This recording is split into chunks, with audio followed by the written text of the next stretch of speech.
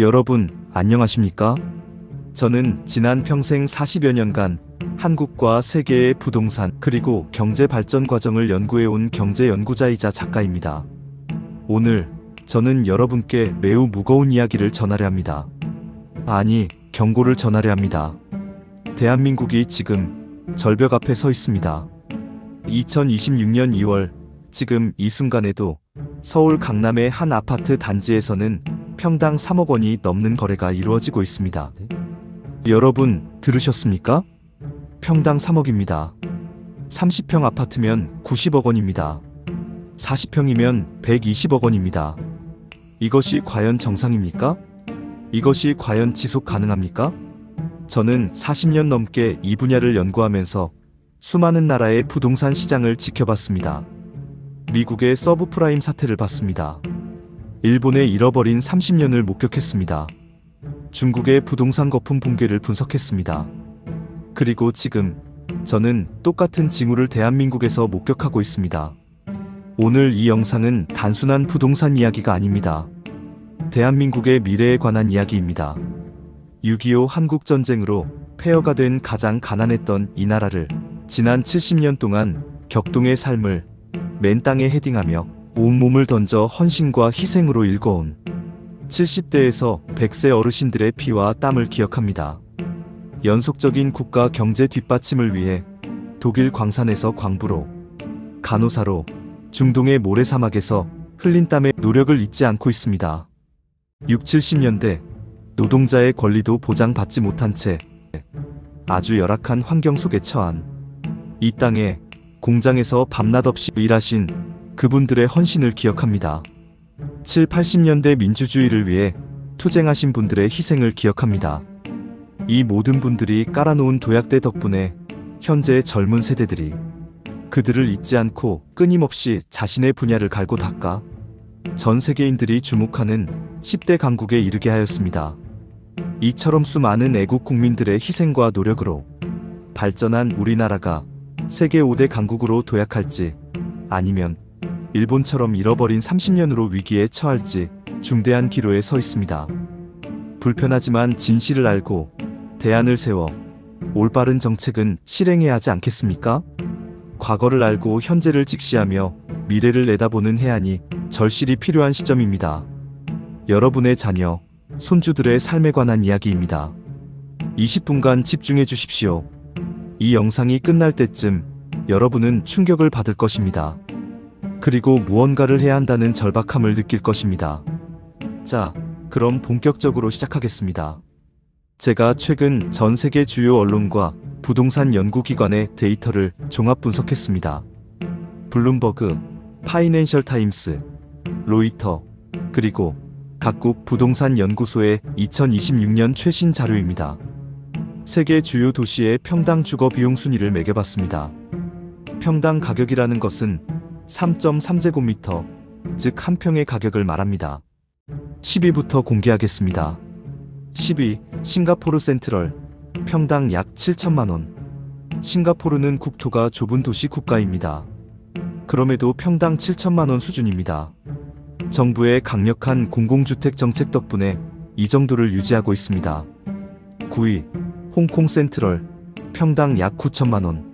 세계에서 가장 비싼 부동산 시장 중 하나로 유명한 홍콩, 평당 9천만원입니다.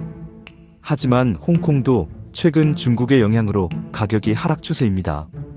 8위 런던 웨스트엔드, 평당 약 1억 원. 영국의 수도 런던, 역사적 중심지 웨스트엔드의 평당 가격이 1억 원입니다. 수백 년 역사를 지닌 도시의 프리미엄이 붙어 있습니다.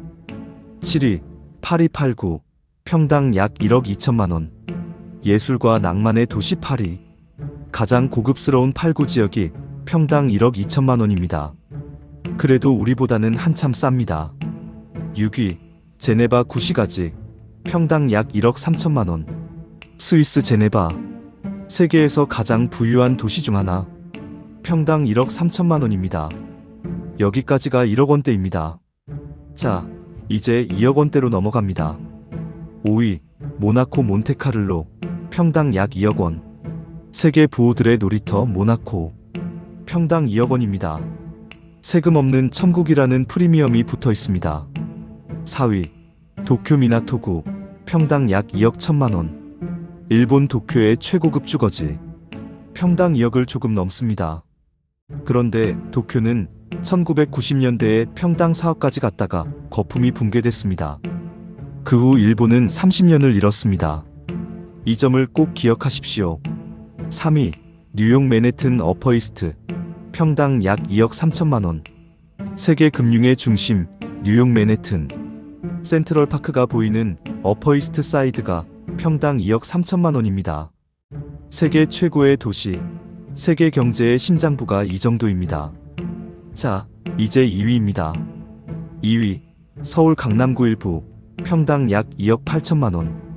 바로 여러분이 사시는 대한민국 서울입니다. 평당 2억 8천만 원. 뉴욕을 제쳤습니다. 그런데 여러분, 충격은 여기서 끝이 아닙니다. 1위, 서울 강남구 최고급 단지, 평당 3억 2천만 원. 평당 3억 2천만 원입니다. 세계 1위입니다. 서울이 모나코를 제쳤습니다. 뉴욕을 제쳤습니다. 도쿄를 제쳤습니다. 대한민국의 1인당 GDP가 얼마입니까? 약 3만 5천 달러입니다. 미국은 8만 달러가 넘습니다. 스위스는 10만 달러가 넘습니다. 소득은 그들의 절반도 안 되는데 부동산 가격은 세계 최고입니다. 이게 정상입니까? 제2부 서민의 눈물, 청년의 절망. 저는 최근 서울에서 30대 부부를 만났습니다. 남편은 대기업 과장, 연봉 7천만 원. 아내는 중견기업 대리, 연봉 5천만 원. 둘이 합쳐 연봉 1억 2천만 원입니다. 상위 10% 안에 드는 소득입니다. 그런데 이들은 서울에서 아파트를 살 수가 없습니다. 강남은 물론이고 강북의 중산층 지역도 불가능합니다. 20억, 30억은 기본입니다. 이들이 모을 수 있는 돈은 1년에 얼마나 될까요? 생활비를 빼면 많아야 5천만 원입니다. 30억짜리 아파트를 사려면 60년을 한 푼도 안 쓰고 모아야 합니다. 이게 말이 됩니까? 이 부부는 제게 이렇게 말했습니다. 교수님, 우리는 아이를 포기했습니다. 집도 포기했습니다. 그냥 월세로 평생 살 겁니다. 어차피 우리 세대는 희망이 없으니까요. 저는 그 말을 듣고 눈물이 났습니다. 40년을 연구하면서 수많은 경제 위기를 봤지만 한 나라의 청년들이 미래를 포기하는 모습만큼 끔찍한 것은 없었습니다. 그리고 지방에 계신 분들, 부산, 대구, 광주의 아파트는 얼마입니까? 분양가보다 싼 아파트가 수두룩합니다. 같은 대한민국인데, 같은 30평 아파트인데 서울은 30억, 지방은 3억입니다. 10배 차이입니다. 지방 주민들은 상대적 박탈감에 무너지고 있습니다. 우리는 왜 이렇게 가난한가? 우리 도시는 왜 이렇게 낙후되었나? 이것이 바로 부동산 양극화가 만든 국토의 불균형입니다. 제3부 일본의 전철, 잃어버린 30년. 여러분, 저는 1980년대 일본 경제를 연구했습니다. 당시 일본은 세계를 호령했습니다. 재팬 에즈 넘버원이라는 말이 나왔습니다. 도쿄의 부동산 가격은 천정부지로 치솟았습니다. 황궁 주변 땅값으로 미국 전체를 살 수 있다는 농담이 있을 정도였습니다. 평당 4억 원까지 갔습니다. 서울보다 더 높았습니다. 일본 국민들은 환호했습니다. 우리 집값이 올랐다. 우리는 부자다. 그런데 1991년 거품이 터졌습니다. 부동산 가격이 반토막, 아니 4분의 1토막이 났습니다. 그 후 30년, 일본 경제는 성장을 멈췄습니다. 청년들은 희망을 잃었습니다. 사토리 세대라는 말이 나왔습니다. 깨달음의 세대, 포기의 세대, 결혼도 포기, 출산도 포기, 집도 포기. 지금 일본의 출산율은 1.2명입니다. 인구는 매년 감소하고 있습니다. 왜 이렇게 됐을까요? 부동산에 모든 돈이 묶였기 때문입니다. 기업에 투자할 돈이 없었습니다. 연구개발에 쓸 돈이 없었습니다. 젊은이들을 키울 여력이 없었습니다. 모든 자본이 부동산이라는 블랙홀에 빨려 들어갔습니다. 그리고 거품이 터지자 모든 것이 무너졌습니다. 여러분, 지금 대한민국이 정확히 1980년대 말 일본과 같은 길을 걷고 있습니다. 똑같은 징후입니다. 똑같은 광기입니다. 똑같은 거품입니다. 평당 3억. 이것은 지속 가능하지 않습니다. 반드시 조정이 옵니다. 문제는 언제 어떻게 오느냐입니다. 소프트 랜딩을 하느냐, 하드 크래시를 하느냐입니다. 일본은 크래시를 선택했습니다. 아니, 준비하지 못해서 크래시가 왔습니다. 그리고 30년을 잃었습니다. 대한민국은 어떻게 하시겠습니까? 제4부 부동산 투기의 민낯. 저는 이제 불편한 진실을 말씀드리겠습니다. 지난 20년간 서울 강남의 아파트로 수백억 원을 번 사람들이 있습니다. 2000년에 10억 주고 산 아파트가 지금 100억입니다. 90억 원을 벌었습니다.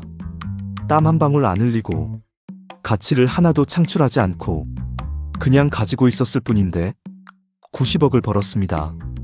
같은 기간 대기업 CEO가 열심히 일해서 번 돈이 얼마입니까? 많아야 20억, 30억입니다. 연구소에서 밤낮 없이 신기술을 개발한 과학자가 번 돈은 10억도 안 됩니다. 이게 정상입니까? 부동산 투기로 번 돈. 이것은 부당이득입니다. 왜냐하면 그 가격 상승은 그 사람이 만든 것이 아니기 때문입니다. 국가가 도로를 깔아줬습니다.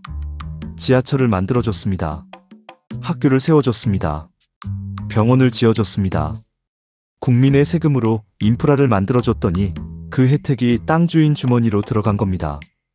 경제학에서는 이것을 지대 추구라고 합니다. 렌트, 시킹. 가치 창출이 아니라 가치 가로채기입니다. 그리고 이 돈이 어디로 갔습니까? 기업 투자로 갔습니까? 아닙니다. 또 다른 부동산을 사는 데 갔습니다. 선순환이 아니라 악순환입니다. 대한민국 가계 자산의 70% 이상이 부동산입니다. 미국은 30% 정도입니다. 대한민국 전체 자본이 부동산에 묶여 있습니다. 이 돈이 삼성, LG, 현대에 투자되면 어떻게 될까요? 이 돈이 바이오, AI, 반도체 스타트업에 투자되면 대한민국은 기술 최강국이 될 겁니다. 청년들에게 일자리가 넘쳐날 겁니다. 그런데 그 돈이 지금 강남 아파트에 묶여 있습니다. 이것이 바로 국가 경제를 망치는 메커니즘입니다. 제5부 정치의 실패. 저는 지난 30년간 대한민국의 모든 정부를 지켜봤습니다. 노무현 정부, 부동산 잡겠다고 종합부동산세를 만들었습니다. 실패했습니다. 오히려 가격이 더 올랐습니다.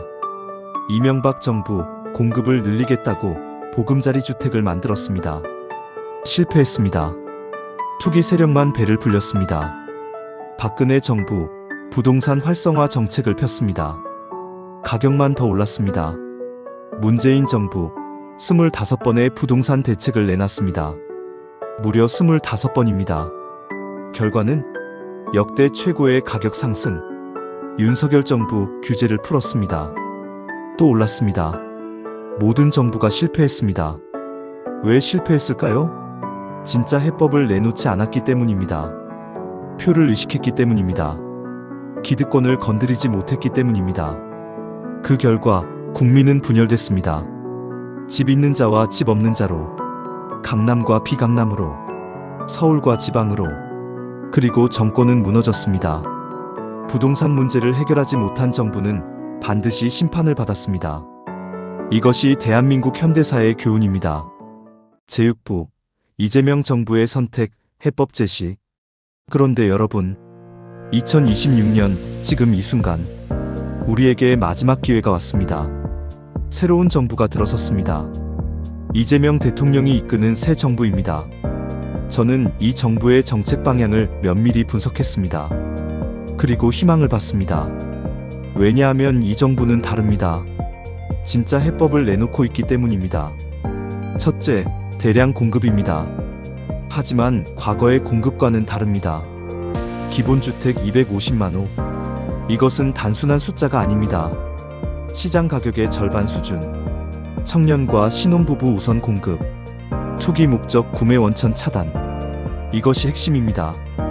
과거 정부들은 공급하면서도 투기를 허용했습니다. 새 아파트를 지으면 투기꾼들이 먼저 사갔습니다. 하지만 이번에는 다릅니다. 실수요자에게만 공급합니다. 둘째, 부동산 불로소득 환수입니다. 토지 보유세 강화, 부동산 투기 이익 최고 80% 세금. 이것은 과감한 조치입니다. 기득권의 저항이 엄청날 것입니다. 하지만 반드시 해야 합니다. 투기로 번 돈을 국가가 환수해서 청년 주거 지원에 써야 합니다. 셋째, 자본의 재배치입니다. 부동산에 묶인 돈을 산업으로 돌리는 세제 혁신, 주택담보대출 규제 강화, 동시에 기업 투자, 벤처 투자, 세제 혜택 대폭 확대. 이것이 핵심입니다. 돈의 흐름을 바꿔야 합니다. 부동산에서 산업으로, 투기에서 생산으로. 넷째, 지역 균형 발전입니다. 행정수도 세종시 완성, 지방 대도시 혁신 거점 육성, 수도권 규제 완화가 아니라 지방 경쟁력 강화. 서울 집값을 잡는 방법은 두 가지입니다. 서울을 억누르거나 지방을 키우거나.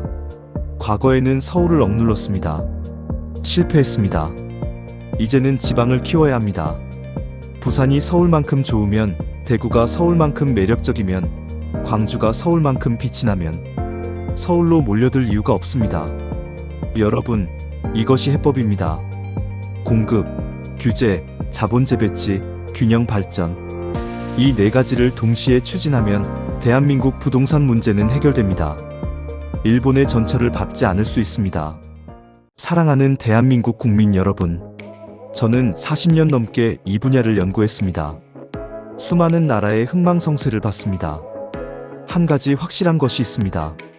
부동산 거품으로 망하지 않은 나라는 없다는 것입니다. 네덜란드의 튤립 버블, 일본의 부동산 거품, 미국의 서브프라임 사태, 중국의 부동산 위기. 모두 같은 패턴입니다. 광기, 탐욕, 그리고 붕괴. 대한민국은 지금 갈림길에 서 있습니다. 일본처럼 30년을 잃을 것인가, 아니면 지금 고통스럽더라도 바로 잡을 것인가. 선택은 우리의 것입니다. 새 정부가 올바른 방향을 제시했습니다. 하지만 정부만으로는 안 됩니다. 국민 여러분의 행동하는 지지가 필요합니다. 100년을 내다보는 여론의 힘이 필요합니다. 부동산 투기는 더 이상 용납되어서는 안 됩니다. 부동산으로 떼돈 버는 시대는 끝나야 합니다. 젊은이들이 희망을 가질 수 있어야 합니다. 아이를 낳고 키울 수 있어야 합니다. 그것이 바로 나라다운 나라의 미래입니다. 지금 이 영상을 보시는 20대 청년부터 100세 어르신까지 모두가 한마음으로 외쳐야 합니다. 부동산 문제, 이제는 정말 해결해야 한다. 여러분의 좋아요와 구독이, 여러분의 댓글이 바로 여론의 힘이 됩니다. 정부를 움직이는 힘이 됩니다. 대한민국을 바꾸는 힘이 됩니다. 부탁드립니다. 우리는 고난과 역경으로 수많은 위기를 극복하고 여기까지 왔습니다. 지난 격동에 70여 년을 헤쳐온 자랑스러운 국민들입니다. 이제 함께 공정하고 평화로운, 모두가 행복한 나라다운 나라, 대한민국의 미래를 지킵시다. 감사합니다.